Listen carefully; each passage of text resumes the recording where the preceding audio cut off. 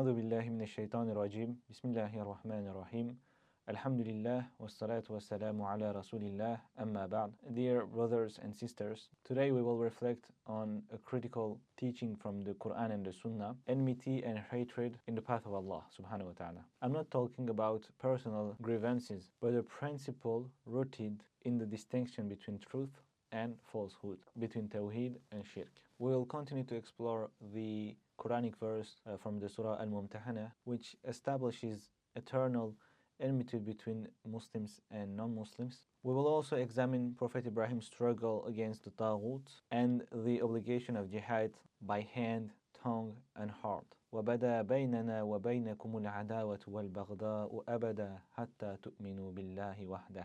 Between us and you, eternal enmity and hatred have arisen until you believe in Allah alone.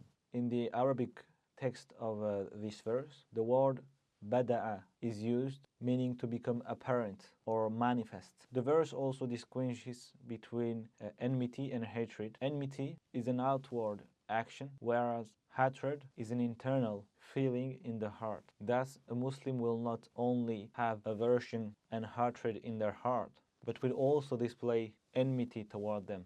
But the reason for this hatred and enmity is not because of worldly or personal issues. This action is only because of faith and disbelief. It will continue until the polytheist cease to associate partners with Allah and believe in Him alone. Because Tawheed means directing all actions, words, and even feelings towards Allah and for the sake of Allah alone. Allah subhanahu wa ta'ala determines the love and hatred, friendship and enmity of the believers who adhere to Tawheed. Their friend is Allah subhanahu wa ta'ala, the messenger, and the believers. Their enemy is Taghut and their followers. If they abandon shirk and turn to Allah with Tawheed, they become the believers' brothers, even though they kill their brothers, expel them from their homes, or inflicting all kinds of torture. The believer's record doesn't hold grudges or seek personal revenge. In their heart, there is only two categories: those who believe in Allah and those who disbelieve to Him.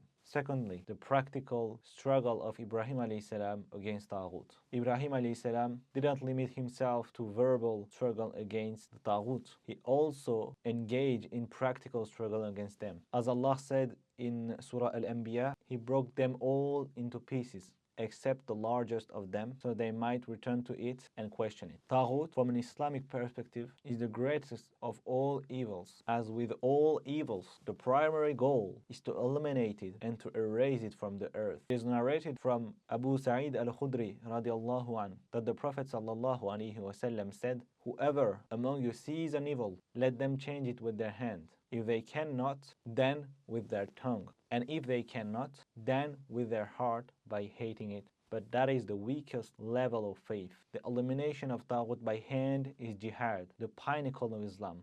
When believers reach the peak of their strength, possesses an Islamic governance, and raise the Islamic flag, Jihad becomes obligatory upon them. The goal of Islamic Jihad is to liberate humanity from servitude to others, that is, from Taghut, and to make them servants to Allah alone. This obligation will continue until the religion is solely for Allah and all forms of fitna are eradicated from the earth. وَقَاتِلُوهُمْ حَتَّى لَا تَكُونَ فِتْنَةٌ وَيَكُونَ الدِّينُ لِلَّهِ. Fight them until there is no more fitna and the religion is entirely for Allah. If the believers do not possess Islamic governance or Islamic flag, as it is the case today, they struggle against Taghut with their tongues. They declare Allah's judgment regarding it, enlighten society, and wage jihad with their words against it and its false system. Those who cannot even do this must harbor hatred in their heart. Although this is the weakest level of faith, it is still important, because those who cannot struggle against Taghut with their hands or tongues may eventually follow the majority, develop affection for it, and become indifferent to evil. Such a situation would be a disaster for faith. Showing affection toward Taghut is among the things that nullify La ilaha illallah. Therefore, even those who cannot do anything must harbor hatred against it. In conclusion, the enmity and hatred prescribed in the Quran and the Sunnah are not personal, but a divine command to uphold Tawheed. Prophet Ibrahim ﷺ exemplified this struggle, showing that true faith requires both conviction and action. In our times, we must resist falsehood through our action, our speech, or at least hatred in our heart. This is the minimal requirement of faith. May Allah subhanahu wa ta'ala grant us the strength to uphold Tawheed, resist falsehood, and live as true servants of Allah. Ameen, ameen, ameen. Subhanak Allahumma wa bihamdik. Ashhadu an la ilaha illa ant. Astaghfiruka wa atubu ilayk. Assalamu alaikum wa rahmatullahi wa barakatuh.